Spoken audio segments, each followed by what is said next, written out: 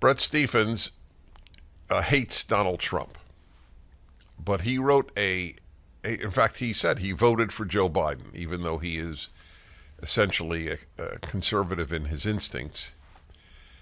And nevertheless, he wrote a piece for the New York Times this weekend, January 11th. What is today? The 15th. So last week, the end of last week. I just read it this weekend. And the New York Times readers hated it, just hated it. Do you know how many comments there are? It gives you an idea of the passion that arose. 2,945 comments. I don't know if you could still make a comment. After 100, I don't assume most are read. But I read them and they hated him. And so this is the finest piece, or one of the finest pieces I have read on the case for Trump. And it's titled, "The Case for Trump by Someone Who Wants Him to Lose." After reading this, don't you wonder, why do you want him to lose? So there is only one answer, and that is he hates the man. And I had a number of dialogues with Brett Stephens over this, including in the New York Times Facebook page.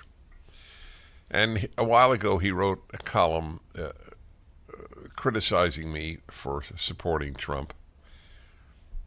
And it's somewhere in the archives. Barring a political miracle, you really need to hear this piece. You should really send this to every person in your life who is angry at you because you will vote for Trump if he is nominated.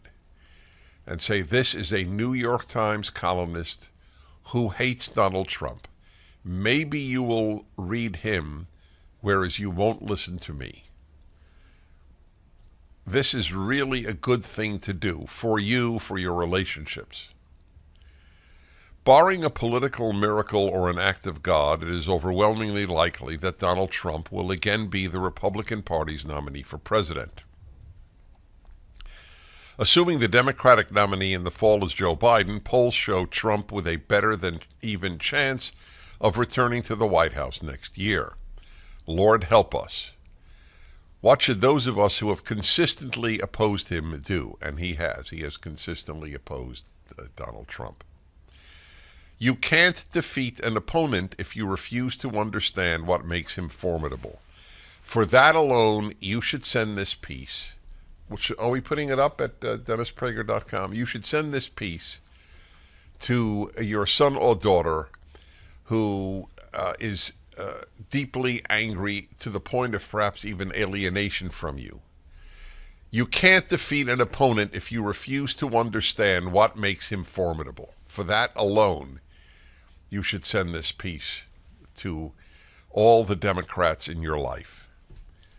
Too many people, especially progressives, fail to think deeply about the enduring sources of his appeal, and to do so without calling him names or disparaging his supporters. By the way, he admits he's called him names. He compared him to Mussolini. He admitted it. Or disparaging his supporters. You hear that? Are you a supporter who's been disparaged by members of your family or friends? Too many people have done this. Or attributing his resurgence to nefarious foreign actors or the unfairness of the Electoral College. It's already off to a good start. Since I will spend the coming year strenuously opposing his candidacy, let me here make the best case for Trump that I can. Begin with fundamentals. Trump got 3 big things right, or at least more right than wrong.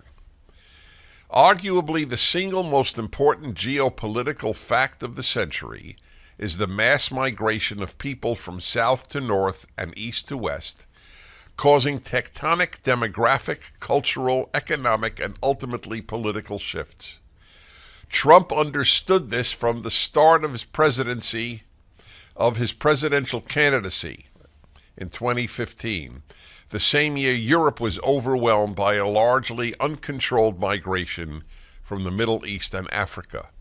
As he said, a nation without borders is not a nation at all. We must have a wall. The rule of law matters.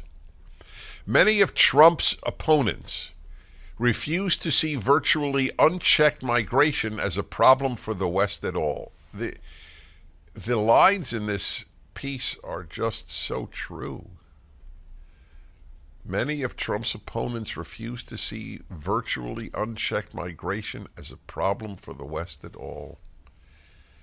I would go further. Liberals don't see it as a problem. Progressives see it as a great thing. The more the West stops being the West, the more progressives, today's communists, like it. How a good society produces people like this,